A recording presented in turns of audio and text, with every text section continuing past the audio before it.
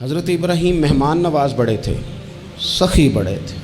حضرت ابراہیم علیہ السلام کے بارے میں نبی پاک صلی اللہ تعالیٰ علیہ وسلم نے فرمایا، سب سے پہلے جس بندے نے کسی کی مہمان نوازی کی تھی نا، وہ حضرت ابراہیم علیہ السلام نے۔ اس کا ایک معنی علماء نے یہ بھی اس حدیث کا بیان کیا کہ جس نے سونی کر کے، مسجہ کر کے، خوبصورت کر کے، تیار کر کے، عزت کے ساتھ، آنر کے ساتھ کسی مہمان کو سب سے پہلے کسی نے اس اہتمام سے کھانا کھلایا، وہ حضرت ابراہیم علیہ السلام ہے۔ زبردست مہمان نواز تھے، زبردست۔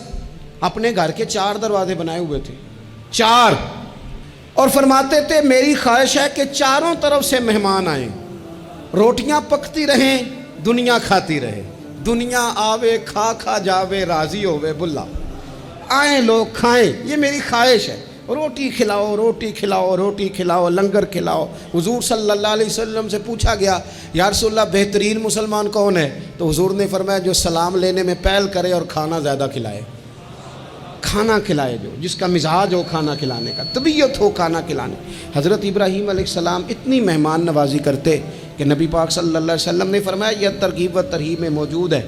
حضور علیہ السلام نے فرمایا کہ اللہ تعالیٰ نے حضرت ابراہیم علیہ السلام سے ایک دفعہ فرمایا، ابراہیم یہ جو آپ کو اپنا خلیل بنایا ہے نا، یہ اس لیے بنایا ہے کہ آپ کے دل مخلوق کے حق میں بڑے نرم ہیں، آپ مہمان نوازی بڑی کرتے ہیں، اور کبھی کبھی مشکل حالات ہوتے ہیں نا، ٹف حالات، ان میں بھی مہمان نوازی کرتے، ان میں بھی پانی پلاتے، کھانا کھلاتے، لوگوں کو اس دور کی ضروریات کے مطابق لوگوں کو دیکھتے۔ ہمارے نا پورا باب ہے حدیث پاک میں، بخاری مسلم میں، کہ بندہ ہمیشہ دل کا غنی ہوتا ہے۔ دلوں میں کبھی گنجائش بن جائے نا، دلوں میں، تو جیبوں میں بھی اللہ بنا ہی دیتا ہے۔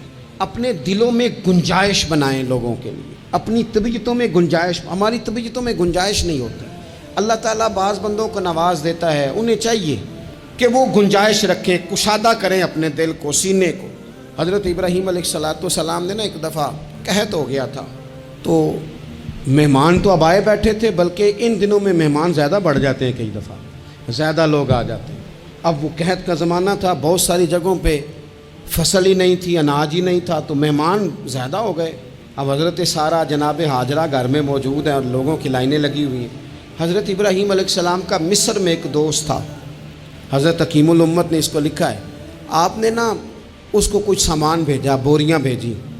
فرمایا یار تیرے پاس گندم ہے تو ذرا گندم کی بھر دے بوریاں، مہمان بڑے آ گئے ہیں، روٹی کھلانی ہے لوگوں کو۔ حضرت ابراہیم نے وہ چند بوریاں اپنے اس مصری دوست کی طرف بھیجیں کہ گندم کی بھر دو، مہمان زیادہ آ گئے ہیں تو یہاں تو قحط ہے۔ اب وہاں جب گئے لینے کے لیے خدام اونٹ لے کے، بوریاں لے کے، تو اس نے کہا جی غلہ تو یہاں بھی ختم ہو گیا ہے، اب یہ خالی بوریاں لے کے واپس آ رہے ہیں۔ اب ان جانے والے خدام کو بھی پتہ تھا، جو قریب رہنے والے ہوتے ہیں وہ خانقاہوں کے، آستانوں کے، مدارس کے، مراکز کے مزاج سے بھی آگاہ ہو جاتے ہیں۔ ان کو پتہ تھا کہ اب مہمان تو بیٹھے ہیں، بیسیوں، درجنوں، سینکڑوں، تو سب کو پتہ ہے کہ بھئی گندم آ رہی ہے، مصر سے آنا ہے تو کھانا ملنا ہے۔ اب بوریاں جب خالی آئیں گی تو بڑا مسئلہ بن جائے گا، ان کے تو دل کمزور پڑ جائیں گے۔ انہوں نے کہا کہ تسلی دیتے ہیں، ان کو تسلی دیتے ہیں۔ رستے میں نا کچھ ریت بوریوں میں بھر لی تاکہ فوری طور پہ دیکھنے والے پریشان نہ ہوں۔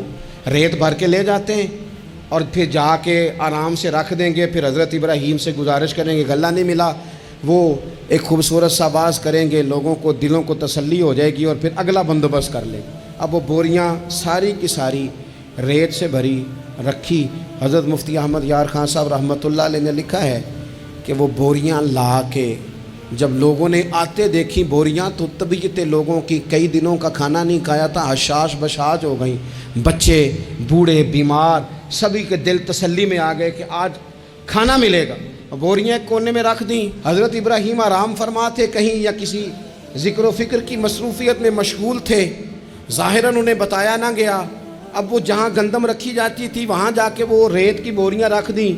وہ خدام وہاں سے ہٹ گئے چونکہ وہ گھر کا حصہ تھا۔ اب جناب ہاجرہ حضرت سارہ اٹھیں، ریت والی بوریاں جب کھولیں تو بہترین گندم نکلی اندر سے۔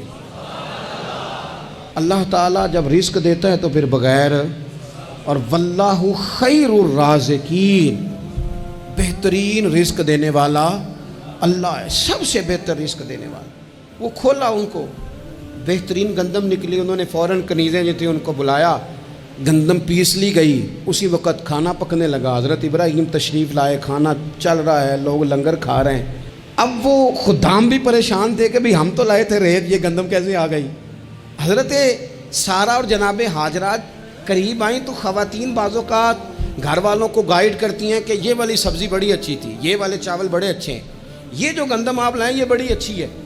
تو وہ تھوڑی سی گندم ہاتھ میں پکڑی جناب ہاجرہ نے، جناب سارہ نے، حضرت ابراہیم کے سامنے کر کے کہا یہ جو آپ کا مصری یار ہے نا، یہ جو مصری یار نے گندم بھیجی ہے نا، مصری یار نے، کیا بات ہے، خوشبو بھی اعلیٰ ہے، پکانے میں بھی اچھی ہے، 2 لقمے روٹی کے چکے ہیں، ذائقہ بھی کمال ہے، یہ جو آپ کا مصری یار ہے۔ حضرت ابراہیم کہنے لگے چپ کر جا، یہ مصری یار نے نہیں بھیجی، یہ میرے عرشی یار نے بھیجی ہے۔ وَاتَّخَذَ اللَّهُ إِبْرَاهِيمَ خَلِيلًا، وہ جس نے کہا ہے نا ہم نے ابراہیم کو گہرا دوست بنا لیا ہے، یہ اس نے بھیجی ہیں۔ اس کو پتا تھا کہ جناب خلیل نے کوئی ذات کے لیے نہیں منگائی، اسی کی مخلوق کے لیے منگائی ہے، تو یہ عرشی یار نے بھیجی ہیں، عرشی یار نے۔ اور فرمایا جب عرشی یار بھیجے تو پھر کسی قسم کی کوئی کمزوری باقی رہتی نہیں ہے۔ اپنی زندگی حضرت ابراہیم نے ساری مقام تسلیم و رضا میں گزاری۔ میرے پاس لوگ آتے ہیں دعاؤں کے لیے، کہہ دیتے ہیں اچھا آدمی جان کے، لوگ بڑے پریشان ہیں، غریبی، کمزوری، مہنگائی، اس کے علاوہ بھی کچھ آزمائش رہتی ہے لوگوں پر۔ ہر آدمی ہی محنت کرتا ہے لیکن ضروری نہیں سب کی محنت بارآور بھی ہو۔ اللہ تعالیٰ نے بعض لوگوں کو بعض کا ذریعہ بنایا ہوتا ہے، دلوں کو کبھی تنگ نہ کرے، طبیعتوں میں کبھی تنگی پیدا نہ کرے۔ اور سب سے ضروری بات جو اس ساری گفتگو کے بعد آپ سے عرض کرنی ہے، دنیا داروں سے امیدیں نہ لگائیں، غریبوں سے، کمزوروں سے عرض کروں گا کہ امیدیں، ذریعہ دنیا دار بنیں گے لیکن وہ بھی جب رب چاہے گا۔ اپنی امیدیں اپنے رب کریم سے وابستہ کریں، اس لیے کہ رب جب بندوبست کرتا ہے تو پھر بغیر حساب کتاب بھی کرتا ہے، وہ سب سے بہترین اہتمام کرتا ہے۔ اپنی ساری آرزوؤں کا، ساری امیدوں کا، ساری خواہشات کا مسکن اپنے مالک کی ذات گرامی کو بنائیں۔ اللہ تبارک و تعالیٰ جب اپنے بندوں کو نوازے گا تو بڑے کرم سے، بڑے فضل سے، بڑی عطا سے نوازے گا۔